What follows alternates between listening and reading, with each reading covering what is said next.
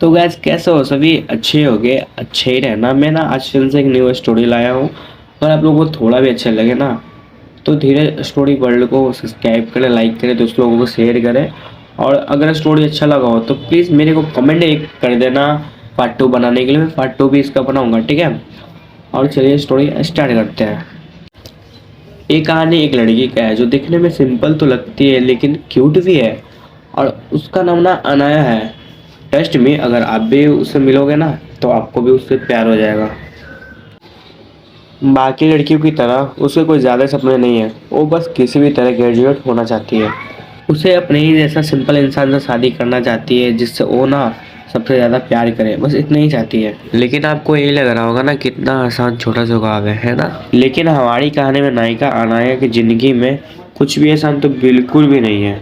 कहते हैं ना, ज़िंदगी इम्तिहान लेने में यकीन रखती है और अनाया की ज़िंदगी इम्तिहान से भरी हुई है, ऐसा उसे लगता है। इत्तेफाक से उसकी ज़िंदगी में एक मैथ टीचर की एंट्री होती है जो उसे अच्छे धर्म में बिल्कुल भी इंटरेस्ट नहीं है। उसकी जो फैमिली बिजनेस का हालत लगातार खराब होती जा रही है। जिस लड़के से उसे एक तरफा प्यार है वो तो किसी और लड़की को पसंद करने लगा है। इतना सब भी तो ठीक था, लेकिन अचानक एक दिन उसकी लाइफ में एक ऐसा ट्विस्ट आता है जिसकी वजह से उसकी लाइफ पूरी ही बदल जाती है। आखिर ऐसा भी क्या हुआ होगा, आओ पढ़ते इस कहानी को। तुम फिर से फेल हो गई हो। अमन सर ने रिजल्ट का पेपर लगभग मेरे मुंह पर मारते हुए कहा। इससे पहले पेपर जहां तहां इधर उधर बिखर जाते मैंने फौरन पकड़ लिया। दूर से देखने ही में पेपर के कोने पर लाल स्केच से लिखा एफ, जो चमक रहा था, जो साफ साफ चुगली कर रहा था। मैं वापस फेल हो चुकी हूँ। मुझे अब ये सुन के इतनी आदत हो चुकी है, मुझे कोई भी रिएक्ट करने का मन ही नहीं किया। मेरे मुंह से एक गहरी सांस निकली और मैं अपना कंधा उचकाते हुए मैंने लापरवाही से जवाब दिया, तो मैं क्या करूं।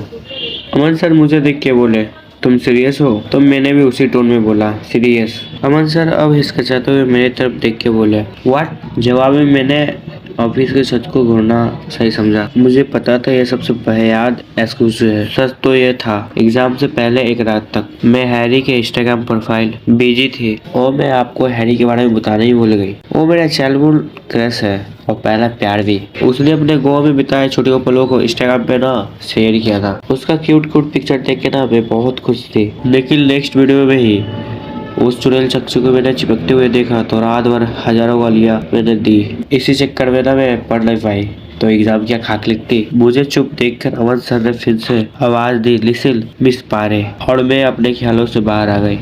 मेरी तरफ देखिए और मैं जो भी बोल रहा हूँ उसे ध्यान से समझने की कोशिश कीजिए। जैसे ही मैंने उनकी आंखों में झांका मेरे दिमाग में एक गाना बजने लगा। एक तो सूरत प्यारी, ऊपर से ये नाच दिल, ये तौबा, ये कैसे अंदाज, तुम ही बताओ। ये जी सच्ची है कि ये बात, नीली आंखों वाले होते हैं धोखेबाज। धोखेबाज, बस इतना याद आया कि मुझे हंसी छूट गई। अमन सर मेरी तरफ देख के अपना सिर हिलाए। उनके चेहरे पर अब बहुत गुस्सा था, एक्सप्रेशन नजर आ रहे थे। अपनी हंसी पर कैसे भी काबू करके मैंने उनसे कहा, I am sorry sir, please continue. Aman sir अब टेंशन में अपना सिर पकड़ते हुए हम मेरी तरफ देखा। देखिए मिस पारे, आपका ये तीसरी बार है जो आप एग्जाम में फेल हुई हैं और ये तीसरी बार है जो आपको मैं समझा रहा हूँ। प्लीज़ प्लीज़ प्लीज़ आप अपना पढ़ाई पर फोकस कीजिए प्लीज़। और प्लीज़ सुनिए, एग्ज़ाम को ना मजाक में लेना बंद कीजिए प्लीज़। अब मैं भी ये सब रोज़ रोज़ के ड्रामे से ना एकदम तंग आ गई थी, तो मैंने ना सीधा उनसे पूछ ही लिया, आप मुझे पास करने का क्या लेंगे। अमन सर ना मुझे हैरानी से देखने लगे और बोले, आप कहना क्या चाहते हैं। वैसे तो ये सवाल करते हुए ना मुझे भी उनकी तरफ देखने की हिम्मत नहीं हो रही थी, तो मैंने ना डर के मारे उनकी आंखों में बिना देखे हुए मैंने बस धीरे से कहा, 50,000 काफ़ी होंगे या और भी चाहिए आपको मुझे अच्छे मार्क्स देने के लिए। मगर मेरे सवाल से ना कमरे में जैसे बम फट गया। अमन सर ना गुस्से से कुर्सी से उठे और मेरी तरफ देख के बोले, मिस पारे, आप अपनी होश में नहीं है क्या? ऐसी बहकी बहकी बातें कर रही हैं। मैं तो एकदम डर से बहुत घबरा गई थी क्योंकि अपने टीचर को ये अच्छे नंबर से पास करने के लिए रिश्वत देने की कोशिश की।